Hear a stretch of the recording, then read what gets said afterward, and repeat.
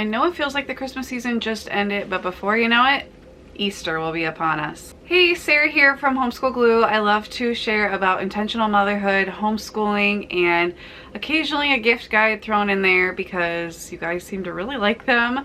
I really am about intentional gifts, higher quality gifts that will last longer and actually be used, and so Easter is no exception. And this year we have an extra little cutie to buy for. We have 3 daughters and now we just added a son, and so I'm excited to share with you guys what we got them for Easter this year.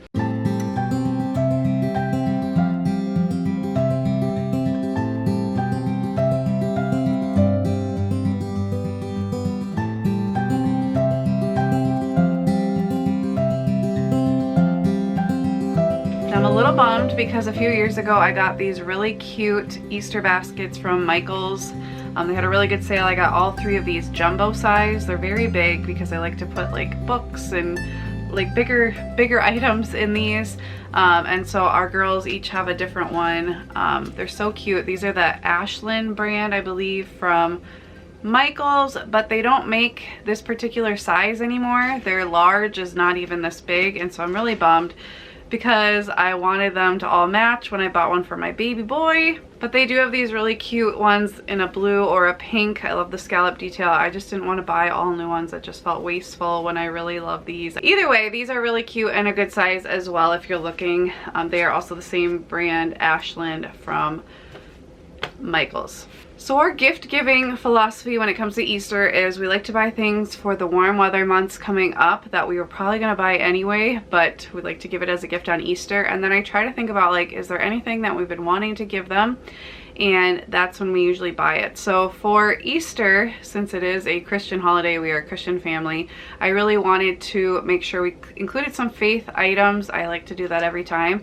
But this year, I especially wanted to give them items that they could use at church because we have 2 older daughters now, and the way our church works, like if they're 7 or over, they stay with us for the entire church service. Our 4-year-old can go to like a children's church kind of thing after the worship music is done at church, and then our baby will eventually go to the nursery most likely, but they are all with us during the church service, at least partially, and 2 of them are with us the whole time. And I haven't really like planned for anything. We just kind of bring busy items to church, but I really wanted to be more intentional, especially now that I have a 10-year-old who just turned 10. She can definitely be paying more attention, taking notes, things like that during the service. And so they like to keep their hands busy. They concentrate better, but I wanted to have them doing things that are actually allowing them to pay attention during church and not distract them. So keep that in mind when you're watching. That's a lot of what I included. But I usually include something clothing related. Often we'll do swimsuits, but I decided to get them all some nice clothing, some nice dresses for my girls, and some nice outfits for my little boy for this summer.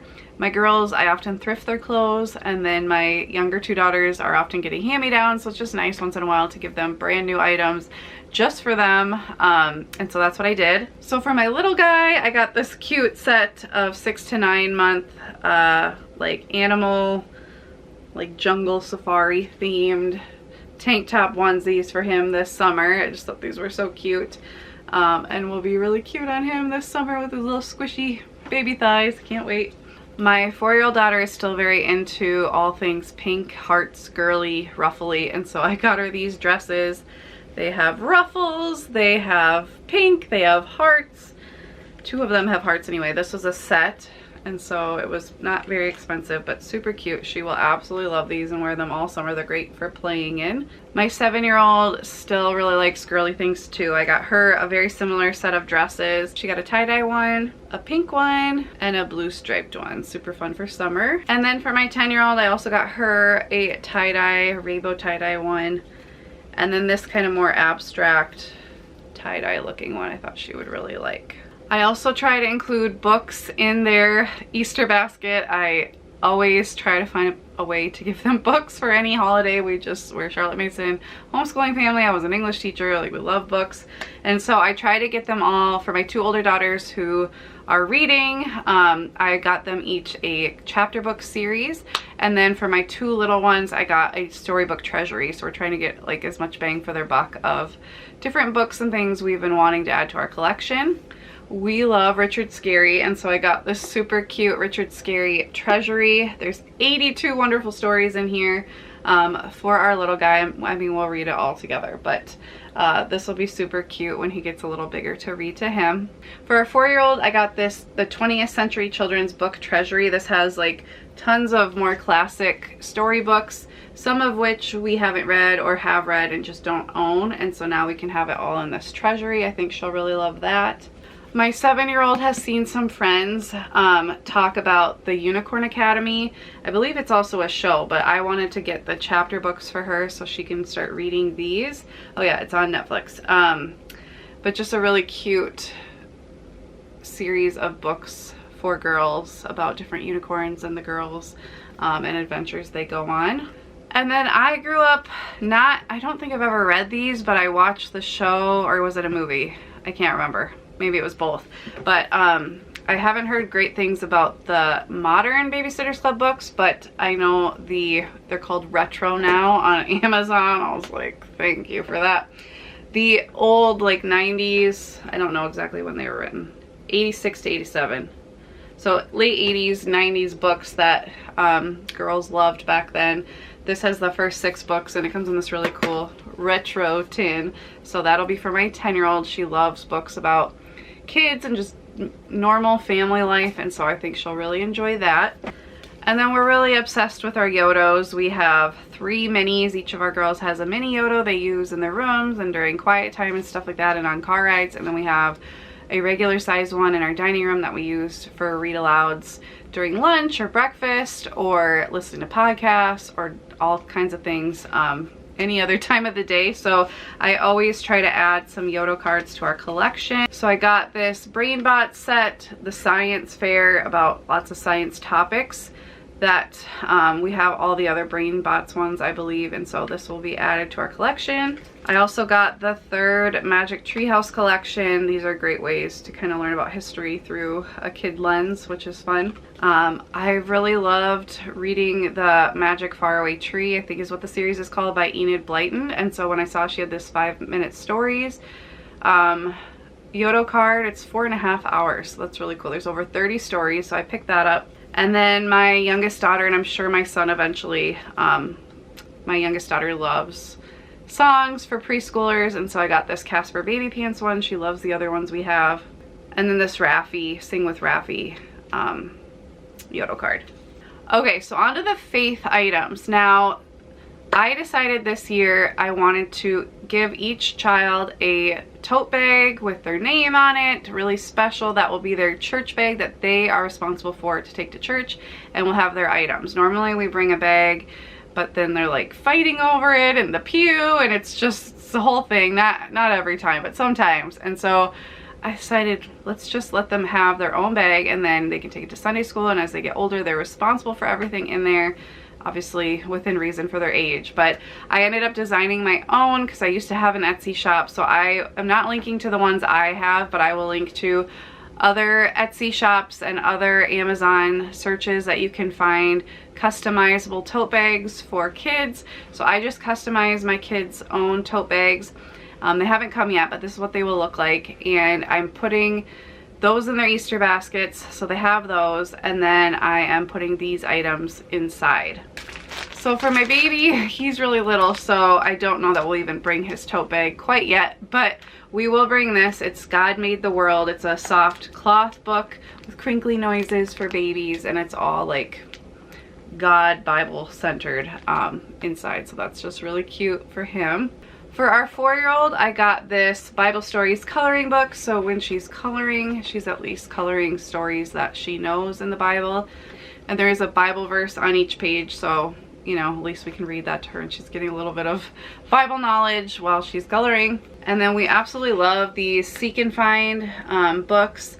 that are biblically themed. We have 2 other ones already, and I see there is a Christmas one we don't have, so that might be a Christmas present for this year. But these are so fun, really high quality, and they're interacting with the different stories in the Bible, and so this will be a fun one for her to look at during the church service.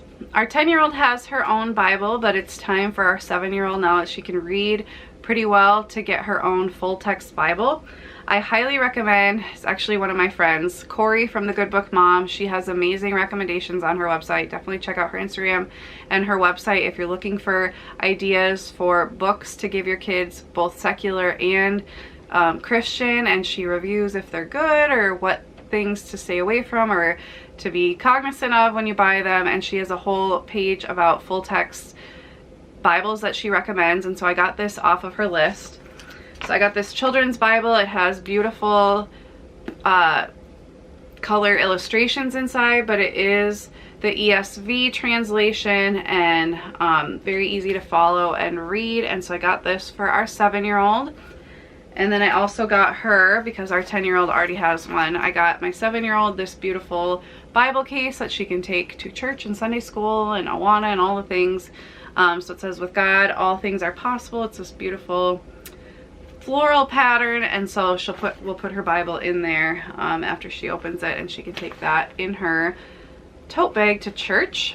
And then for both our 7 and 10-year-old, I also got these Bible verse coloring book for girls. They are just a way, if they are needing their hands to stay busy during church, they can be coloring, but they're coloring something that, you know, isn't super distracting and also points them back to Christ, and they could hang up in the room or whatever. So I thought that was a good thing to add to their little church bags.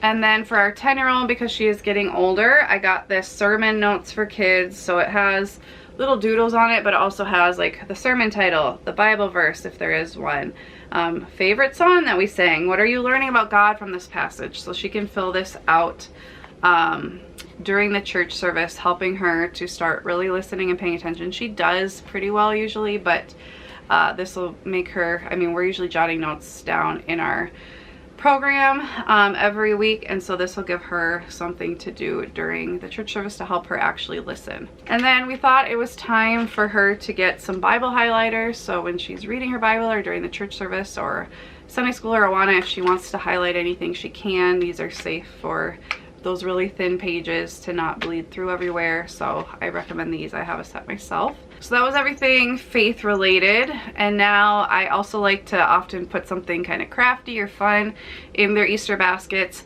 Since our little guy is way too little, he's only a month old when I'm filming this, he's way too little for crafts, but I did want to throw in a couple toys since we had gotten rid of most things after our 3rd daughter was born, and actually got rid of things like the weekend before I found out I was pregnant with baby number 4. So I got him a couple toys. I got this fun, noisy one. This will not go to church with us. This is the Jingle and Shake Pal. It's just this little frog that can like roll around, and he'll get a lot of use out of, I'm sure. And then I also got him this shape sorting baby toy. It's like this cube that has these stretchy, like soft rubber band type things, and there are different shapes he can put in and pull out. I just thought this was like a great fine motor and like discovery toy as he gets older. And then I really want my girls to start learning how to sew, and so that's the theme for the rest of them. My 4-year-old is still pretty little to be trusted with a needle and thread, so I got her these lacing cards. They often have these in the little bags at church, and so she loves them, so I thought I'd get her her own bag or her own set of them, and we can either put it in her church bag, or I mean we could put one in like one in the car, one in our church bag, one in the diaper bag, or whatever, so that they're always available if she needs something to do. Our 7-year-old has done some sewing, but it's still pretty new to her, and so I got her this My First Sewing Kit. It has things already cut out for her, different creations she can make. These are right up her alley. She's a super crafty kid, so I think she'll really enjoy doing that. And then for my 10-year-old, who has done a little bit more sewing, and obviously she's older, so she has better fine motor skills, I got her this So Many Treats by Klutz. They always have good craft kits, we found, and so she can make these different food items out of her sewing kit, and I think this would be cute to add to like the play kitchen if she wanted. But these are all great things for them to also do during homeschool time while I'm reading aloud. It gives them something to do with their hands. but they're also learning a handicraft, which is a win-win. And then I threw just some other fun things in. I went to Hobby Lobby and got each of the girls a set of stickers. My 10-year-old and we all really love Bluey, but she's loved Bluey for a few years. Just thinks it's so funny, which it is. So got her a set of Bluey stickers. My 7-year-old just loves Hello Kitty, so I got her Hello Kitty stickers. And then my 4-year-old loves Peppa Pig. She calls everything cheeky. And she calls diapers nappies because she listens to the Yoda cards so much. So she talks like she's British, which is really cute sometimes. So we got her Peppa Pig stickers. And while I was there, I saw this Hello Kitty soccer ball.